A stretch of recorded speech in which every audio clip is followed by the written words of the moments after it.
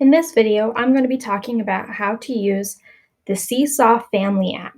It looks a little similar to the class app, just has family underneath it. So I'll go ahead and click on it, and it will start you with this page here. If you have never used Seesaw before, you'll need to click that Create Family Account, and then you will receive a QR code from your child's teacher. You'll need to scan that in order to get in. You may also get a text message from your teacher if they have your phone number. You might get an email invite or a document that you can scan. If you have used Seesaw before, you'll click on Family Sign In and you'll sign in.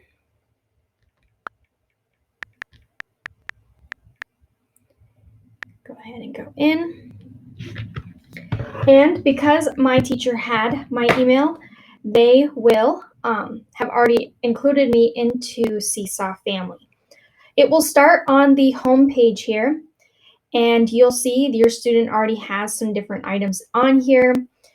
On the very top left-hand corner is your name. If you click on that, and then right next to your name will be a little gear. If you click on that and click Account Settings, this is where you can go through and find all of your different settings. So you can change your first name, your last name, your display. You can change the theme of your app, add a phone number, an email, change your passwords. You can also decide on the kind of notifications you want. So if you have a phone number, you can get an SMS notification. This means a text message notification. You can have email notifications or just notifications on your app.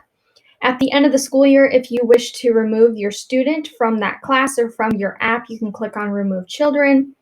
This is just a place to do a few settings. If you have more than one child whose teacher is using Seesaw, you can add multiple children to this app.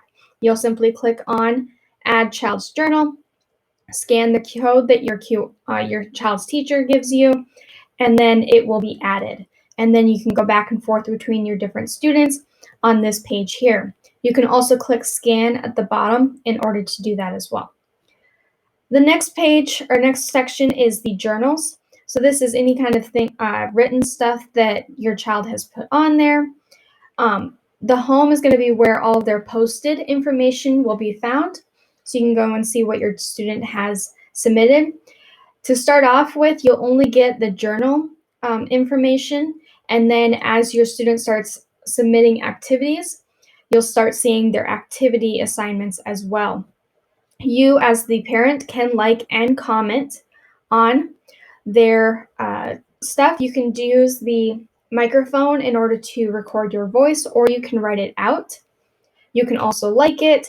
You can save it or share it. So if you want to take this and share it onto social media, you're welcome to. Anytime there is any writing, if you have a different language on your device, so if your device is set to Spanish, but all of the information coming from the teacher is in English, you will see a blue C translation button. Click on that, and it will change all of the language into your language of Spanish. There are more than 55 different languages available, so your language should be available. You can click See Original in order to change it back.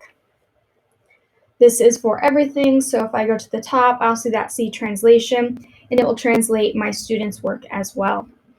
The very last section is Inbox. This is how your student's teacher can communicate with you. Under Messages, if you click on that, you'll see any messages that your teacher has sent.